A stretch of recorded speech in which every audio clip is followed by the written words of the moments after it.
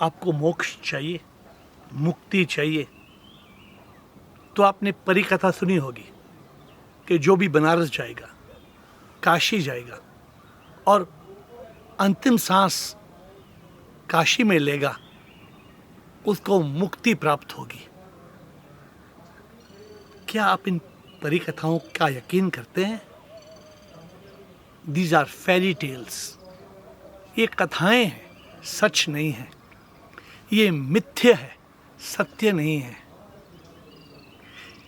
ऐसे कैसे हो सकता है कि कोई बनारस जाके अपना अंतिम सांस ले और सीधा प्रभु के पास पहुंच जाए, तो पूरी दुनिया काशी की तरफ दौड़ेंगे। लेकिन ये तो सच नहीं है।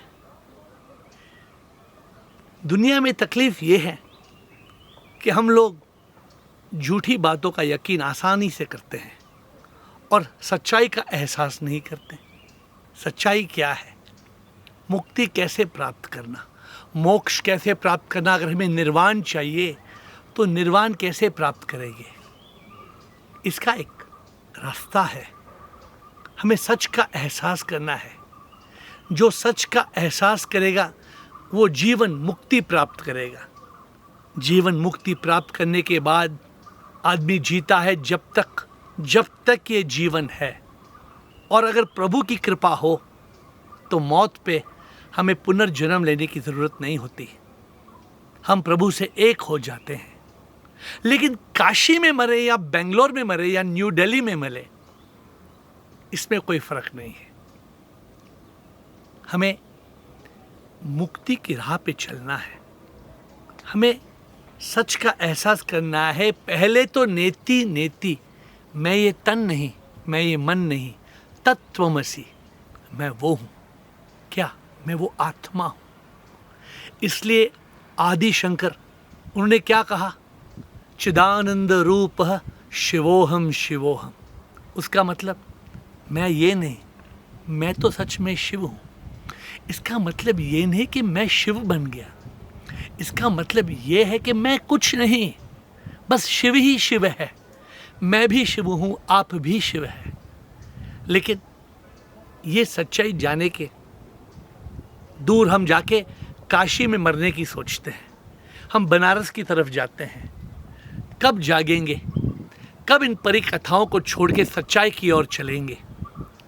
कब हमें एहसास होगा कि जब तक हम इसका ज्ञान ना करें कि हम एक आत्मा है, तभी हम परमात्मा का एहसास कर सकते हैं। परमात्मा कहीं दूर नहीं, परमात्मा अंदर ही है। हमारे हर सांस में परमात्मा है। हमारा दिल जो धड़कता है, वो शक्ति जो है, वो आत्मा जो है, वो तो परमात्मा ही है। ये एहसास करना ही मुक्ति है। और मुक्ति से आगे बढ़ के मोक्ष प्राप्त होता है।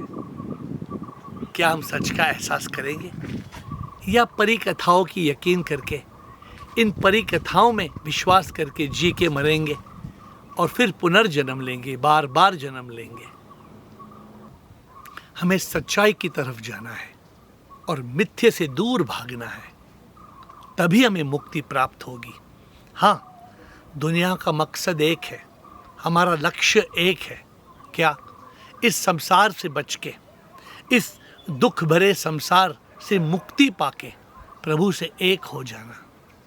लेकिन ये कैसे होगा? एक ही उपाय है, एक ही राह है, और वो है इस संसार के भोग से छुटकारा पाके प्रभु के योग में रहना। अगर हम प्रभु के योग में रहेंगे, अगर हम एक योगी बन के रहेंगे, तो कोई भी शहर में हम अपनी अंतिम सांस ले, जब मौत आएगी हम प्रभु से एक हो जाएंगे। हम पुनर्जन्म नहीं लेंगे, हम इस संसार में वापस नहीं आएंगे। और यही दुनिया का, यही जीवन का मकसद है, लक्ष्य है। चलिए इन परी कथाओं से दूर प्रभु की तरफ चलें, प्रभु की ओर एक एक कदम रखें, सच का एहसास करें और प्रभु को पाएं।